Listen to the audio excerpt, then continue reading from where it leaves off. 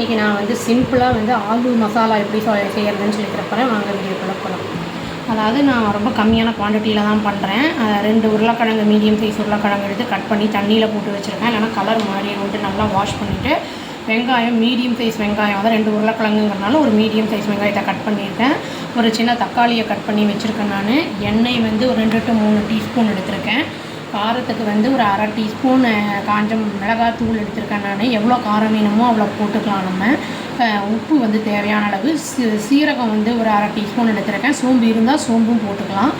அப்புறம் இஞ்சி பூண்டு, இஞ்சி ஒரு துண்டு, பூண்டு வந்து ஒரு 5-6 பல் போட்டிருக்கேன். தனியா வந்து கொஞ்சோண்டு ஒரு டீஸ்பூன் அளவுக்கு எடுத்து எல்லாத்தையும் நல்லா மிக்சியில் அரைச்சி வச்சுருக்கேன். இது தேங்காய் பால் வந்து ஒரு அரை மூடியில் பாதி தான் எடுத்திருக்கேன். நான் அதை வந்து நல்லா அரைச்சி பால் அப்படியே எடுத்து வச்சுட்டேன். நான் இப்போ எப்படி என்ன செய்கிறதுன்னு பார்க்கலாம். கேஸ் ஆன் பண்ணிவிட்டு கடாயி வச்சுட்டு நம்ம எண்ணெய் ஊற்றி சூடு பண்ணிக்கலாம். கடாயை ஆன் பண்ணிட்டேங்க. எண்ணெய் ஊற்றி சூடு பண்ணிடலாம். இப்போ அந்த சோம்பு சீரகத்தெல்லாம் போட்டுடலாம். எண்ணெய் சூடாகிடுச்சுங்க. இப்போ வந்து சீரகத்தை போட்டுடலாம். பொரிஞ்சு வரட்டும். அதுக்கப்புறம் அடுத்தடுத்து பொருட்கள் போட்டுக்கலாம். வெங்காயம் வந்து லேசாக வந்து ஒரு கல் உப்பு போட்டோம்னா சீக்கிரம் வதங்கிடும். அது போட்டாங்க. இப்போ வதக்கி ஒரு பெரட்டிலாம். வெங்காயம் வதங்கிடுச்சுங்க. இப்போ தக்காளியை போட்டு கொஞ்சம் நல்லா பழைய அளவு கொஞ்சம் வதங்கிட்டோம். அது வரைக்கும் நம்ம வதக்கிட்டோம். மஞ்சள் பொடி போட்டுக்கலாம். அப்புறம் இது கொஞ்சம் நல்லா வெந்துச்சுங்க. இப்போ நல்லா அமுத்துனா லேசாக அமுந்து வரணும். இப்போ இஞ்சி பூண்டு வச்சு மஞ்சள் பொடியெலாம் போட்டுடலாம். ரா ஸ்மெல் போகட்டும்.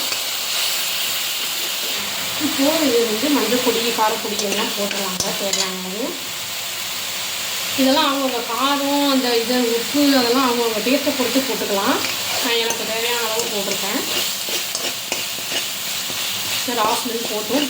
இஞ்சி பூண்டு நம்ம ஃப்ரெஷ்ஷாக அரைக்கும் போது நல்லா வாசனை நல்லாயிருக்கும் நம்ம வாங்குறத காட்டியும். இதில் வந்து கட் பண்ணி வச்ச உருளைக்கிழங்கு போட்டுடலாங்க. இதுக்கு வந்து நம்ம இட்லி, தோசை, சப்பாத்தி இதுக்கெல்லாம் நல்லாயிருக்கும். அப்புறம் சாப்பாட்டுக்கு சாப்பிடும்போது கூட சாம்பாருக்கும் தொட்டு சாப்பிட கூட ரொம்ப நல்லாயிருக்கும். வித்தியாசமாக இருக்கும் டேஸ்ட்டு.